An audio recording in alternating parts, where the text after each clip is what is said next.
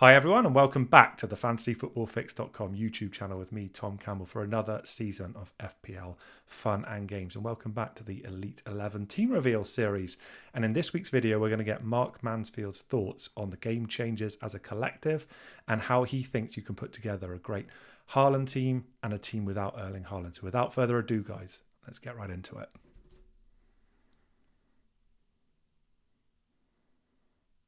Guys, welcome back to the channel. Mark, and welcome back to yourself as well. It's great to have you back on the channel, mate. How's your summer been?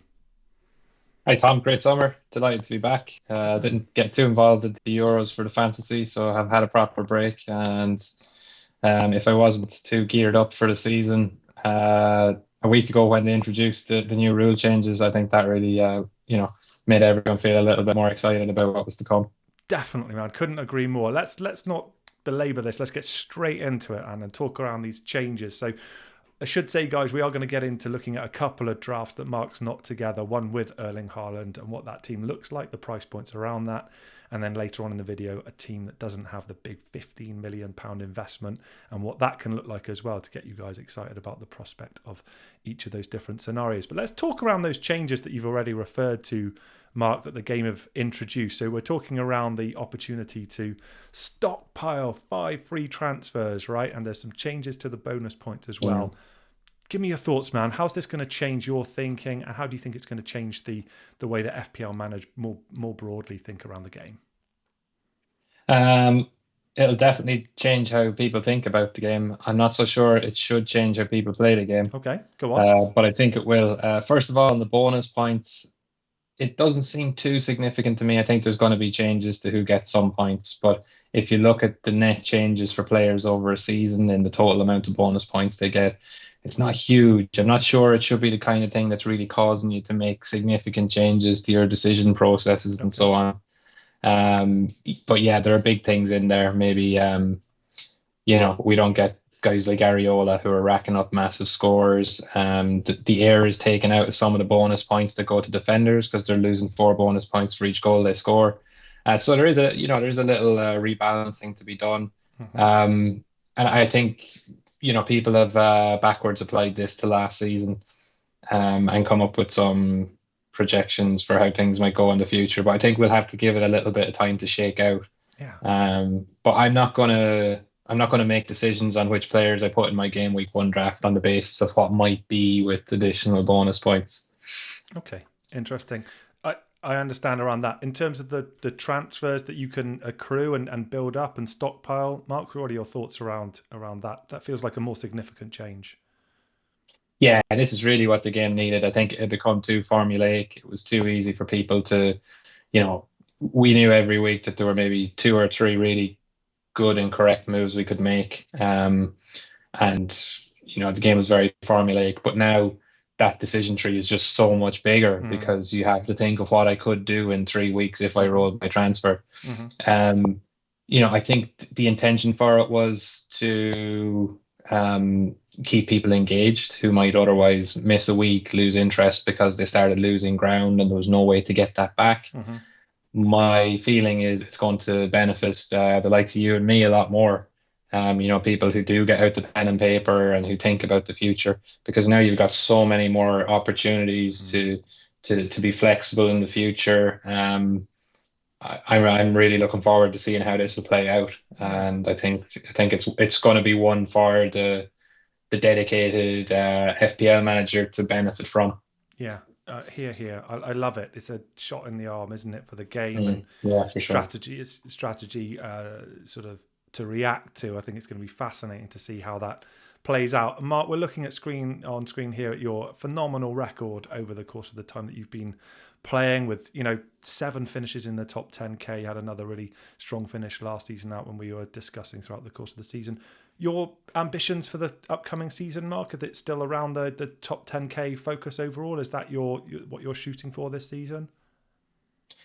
Yeah, I hope to get a top 10K again. Hmm. I had a pretty bad final day of the season the last time, but really, I think get a good rank and just enjoy the games and enjoy playing FPL is the main thing for me. I Definitely. think you know.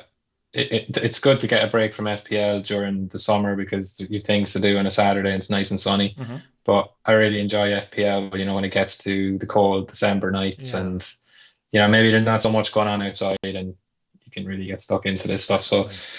yeah, I'm looking forward to it. If I can get inside 20k again, aim for a top 10k, just have a bit of fun. Brave, That's what I'm looking for here. definitely, and a brave person it would be to bet against you achieving that, mate. I certainly won't be doing that at all. Just finally on the change made in terms of the 5 transfers, Mark. Do you think, and obviously it's going to be conditional on how your team does in game week 1, etc., of course, but do you think strategically you'll be looking to get to a position of having stockpiled a bunch of transfers as quickly as possible to give you that kind of freedom and wriggle room to plan those Yeah, strategic directions that you mentioned? Is that the goal I, here, or are you thinking actually it's not such a concern of yours? I think it would be nice to arrive at that place Hmm. because it implies things have gone reasonably Sure. well for Yeah. you and it's going to allow you to make big strategic shifts.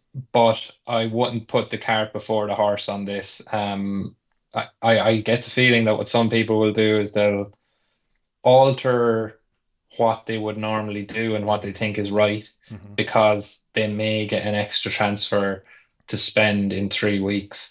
But I think the general rule of getting points on the board will still be what I stick to, insofar as I'd rather get 3 or 4 or 5 points this week Hmm. than have the opportunity of an extra transfer in 4 weeks. Because if I make that 4 points now, I can choose to spend it later on.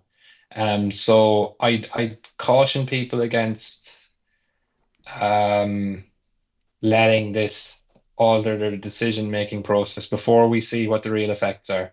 Yeah. But Okay. yeah, of course, if you can roll up 5 transfers because you've got no injuries and you picked a great team in game week 1, Hmm.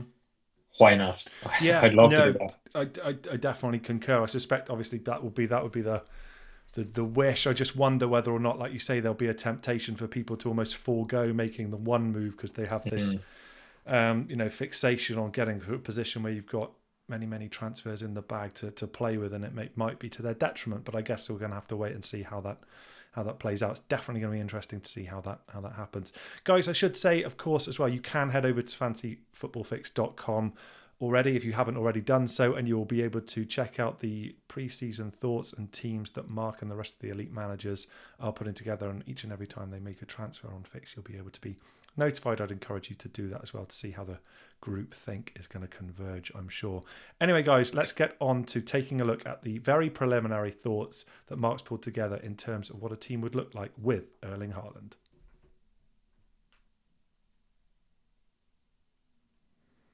Okay, so when we were just talking off screen, Mark, you did mention this is more around price points rather than the actual personnel we're looking at on screen. But that being said, there's some interesting players here as well. So do you want to talk me through how you sort of came to think of a team with Erling Haaland would need to be constructed with those price points that you mentioned? Yeah, I take everything here with a pinch of Of salt. three course. weeks out from Yeah. the first game of the season. But if you're going to put you're going to stick your flag in the sand and Haaland is there, then you're making sacrifices elsewhere. Um, so you start off with Haaland, and maybe people are more so starting with Salah. Um, and I think what you find when you go this way is you get Salah, people are going to get Isak. I think Isak is probably the first name on the team sheet, Hmm. all things considered. Hmm. And then you very quickly start to run out of money. Um, Probably the best thing to do for me is not to toy with goalkeeper rotation. So the max I'm going to spend on my keepers is 9. I don't like any of the 4.5s to be honest, so I could see myself going up to 5. Hmm. Hmm. Then in defense, I think a lot of people are going to go for Newcastle despite them having an absolutely abysmal defense last season. But there were probably mitigating factors for that. Hmm. But anyway, you probably end up with two 4.5 defenders Hmm. And there's and plenty the to choose four. from, isn't there, as well? You've got Yeah, Dan Burn yeah, in there, as I think will be popular pick, despite how they perform defensively, of course. But there's a myriad, isn't there, of 4.5 options? yeah, Yeah. yeah. Hmm. Then I've put in Gabriel, but I'm not so sure I want an Arsenal defender at the moment. But you're looking maybe towards Garvidal, Hmm. a 6 million defender, Hmm. and that leaves you with one defender And that could be a 4.5, or it could be a 5 where you use that extra point 5 to go to a 5 million keeper. Mm-hmm. The fives are okay. There's plenty of okay fives. Mm-hmm. Maybe the Spurs guy, maybe Luke Shaw stays fit for a little while. So I think when you have Haaland, you're kind of arriving around this at least two 4.5s, a 4, and then you have 3 players to get with the remaining money, Mm-hmm. where you can make one of them a 5, be it the goalkeeper or a defender. Yeah. Um, then you get into the midfield. Um, there are lots of options here. I Mm-hmm. think there's the 2 Villa midfielders. Since Diaby is gone, I think yesterday. You've got Mm-hmm. Rodgers, you've got Bailey at 6.5. People are overlooking Johnson. I put Johnson in there because nobody's talking about him. We're expecting Gordon to go well if he's back from Euro Mm-hmm. 2024.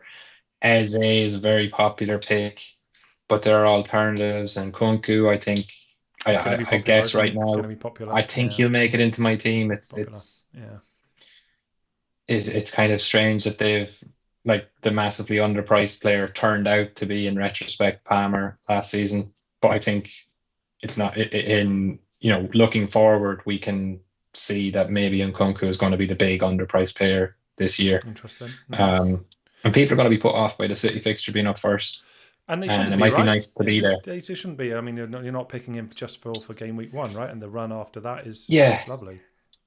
yeah, and we can all just pick out points like 4 all in that game No last kidding. season, Yeah, good point. but Mark, we don't know. We don't know. sorry, we moved on quickly there. Just to go wind you back to the defence just briefly. You mentioned you've got Gabriel in the team right now, but the comment you made there about not being that enamoured by Arsenal defensively. Got to pick you up on that. Why is that, mate? They were outstanding last season. What's putting you off? I remember at the start of last season when Timber came in, Mm-hmm. my thought process there was that Gabriel would be the one to lose out, Okay. and it looked like it was going that way. Mm-hmm. Um, so a lot of people are going to select Gabriel on the strength of last season. Calafiore's coming in, Timber's coming in. I think this makes the left side of the defense very uncertain. Mm-hmm. So wouldn't be too confident about Gabriel. Saliba, he doesn't have the goal scoring No. ability that Gabriel had last season, and now he's going to lose out on bonus a bit. Mm-hmm. So maybe he's not quite as attractive as he Mm-hmm. was. And when I look at the Arsenal fixtures, I'm not too sure there are too many clean sheets up front. Okay. Interesting. And then you look at the alternatives. Maybe you prefer Guardiola. Mm-hmm. And at 7 million, maybe you prefer Trent. Okay, well, we'll talk about Liverpool in a moment, and Ben White just being that little bit more expensive puts you off on that Yeah, basis. yeah, Yeah, yeah, yeah. yeah. Fair enough. Okay, that midfield as well, Mark. Are you sort of saying that the price point of an Eze is more what attracts you to this type of composition of a team rather than Eze himself? I'm interested what you think around Crystal Palace, who ended the season spectacularly, right? The close of the season, and I know Yeah, they've yeah. lost a key player, haven't they? But do you see them starting the season strongly, and would they interest you from an FPL perspective? I know defensively they're not overpriced as well. Yeah, I think they can be interesting because they're going to build on the progress that the manager made last season. Sure. Wharton came in, Eze and Olise were fit, and it really went well, and we all remember that. And like Eze's definition of a talisman, he's 7 million. He really is the standout player in that team now. Olise gone, Yeah, he is. and I think that's why he's in teams, and I think he's legitimately like a great value pick at 7 million if Mm-hmm. he's fit. Mm-hmm. Um, I think he's going to stick around a lot of teams unless he gets an injury. Mm-hmm.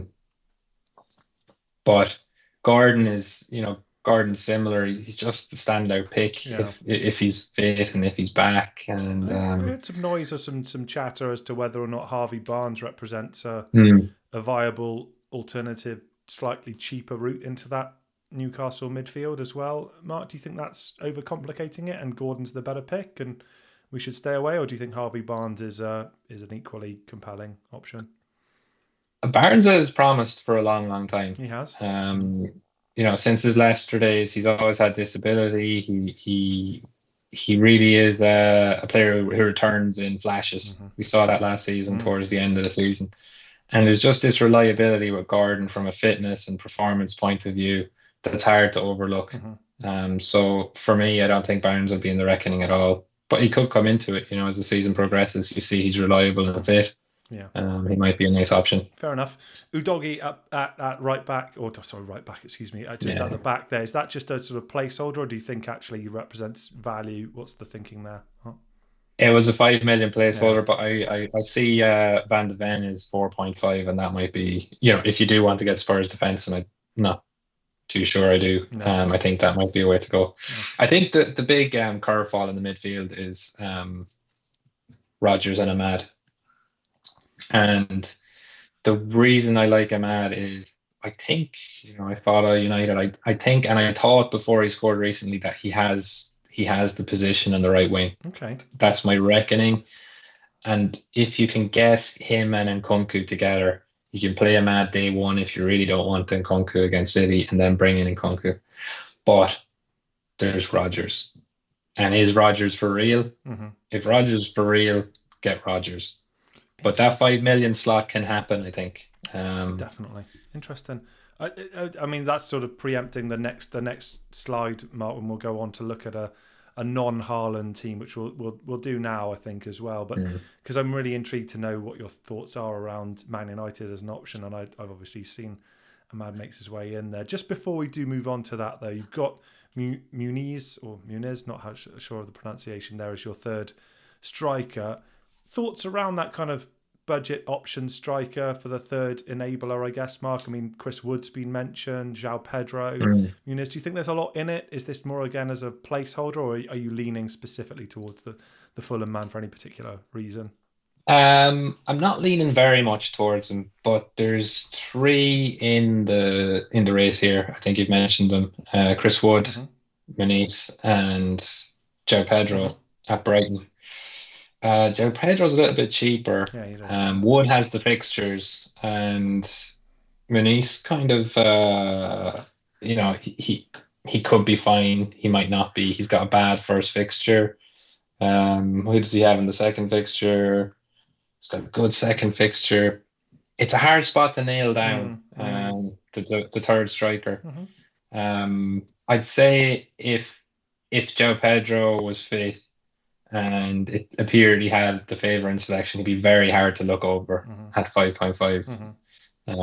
With penalties we know he's potentially good as well. Very hard to overlook that. Yeah. But Muniz looked so good last season, and he did. Definitely. Chris Wood can do it. He's got hat tricks. So. He's got hat tricks. He's also just reading interesting stats backing up his pedigree he's had over a pretty long time as well, from an FPL perspective as well. Maybe somewhat under the radar, but 6 million, something to consider. All right, cool. We need to see what happens with Taiwo there. Taiwo Awoniyi. Yes, we do. We do. So that's crucial. Lots still to work out, definitely. All right, cool. We will talk about Liverpool, but let's make sure that we cover that as part of the next team, which is going to look at what a team can look like if you don't choose to invest in Erling Haaland.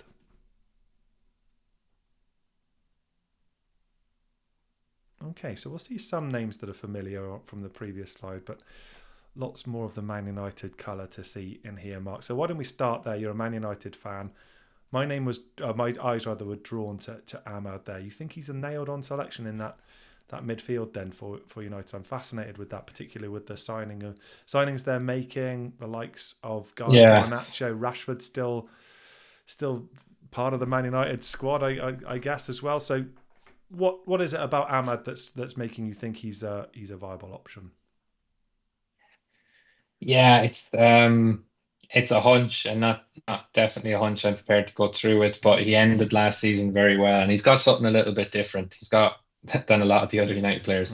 He makes good decisions, which is really rare in the United attack. I think Bruno makes a lot of very speculative passes. Garnacho's loose cannon.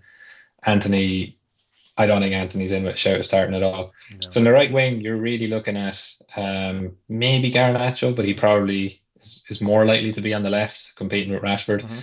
Sancho, I don't think he has that spot, and I don't think Anthony has it.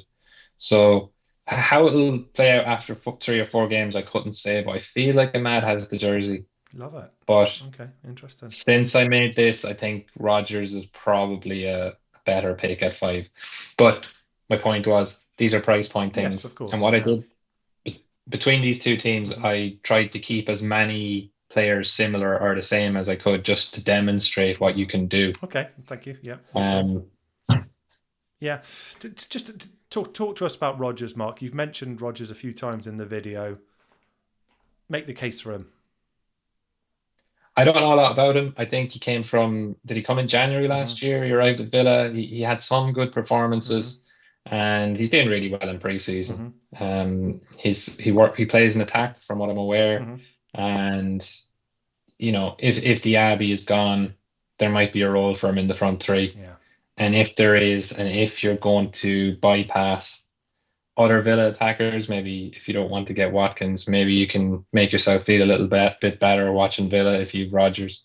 But I think he can fundamentally change what you can do with your initial selection if you're sure that he is a good option. Hmm.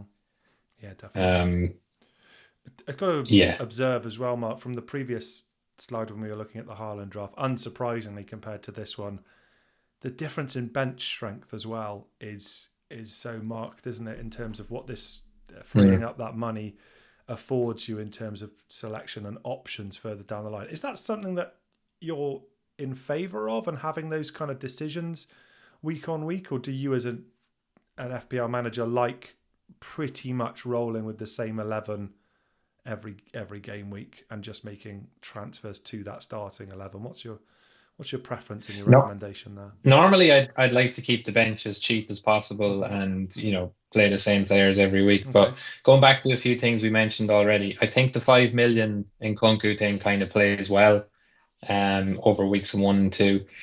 But one reason I consider this a little bit more is because this enables you to roll up transfers if you want to. Good point. Hmm. Hmm. So if someone in that first 11 gets injured, I can replace them in week 2 without having to make a transfer, Hmm. allowing me to make a more effective set of transfers in Yeah. game week 3. Hmm.